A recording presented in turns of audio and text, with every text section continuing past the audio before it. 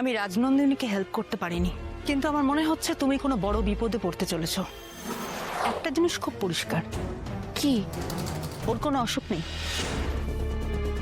কিন্তু একজন সুস্থ স্বাভাবিক মানুষ এমন কি করে করে? দেখো অপর্ণা, আমি ওকে সব রকম পরীক্ষা করেছি। ইনফ্যাক্ট ওর কোনো ফিজিক্যাল ডিসেবিলিটি কিংবা ডিসঅর্ডার কিছুই নেই। এমনকি ও নিউরোলজিক্যালিও খুবই ফিট। একটা ট্রমা আছে, কিন্তু ওকে কি এরকম কোনো ওষুধ দেওয়া হয় যেটার জন্য ওর ব্রেনের উপর চাপ পড়ে?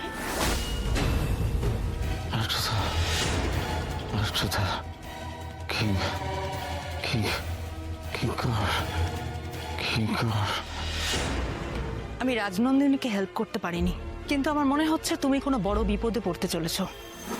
অর্ক এই ট্রান্সের মধ্যেও ওই দুটো নাম কেন বললো তার উত্তর তোমাকেই খুঁজে বের করতে হবে অপর্ণা। আজই ডাউনলোড করুন আর এনজয় করুন আপনার পছন্দের শো।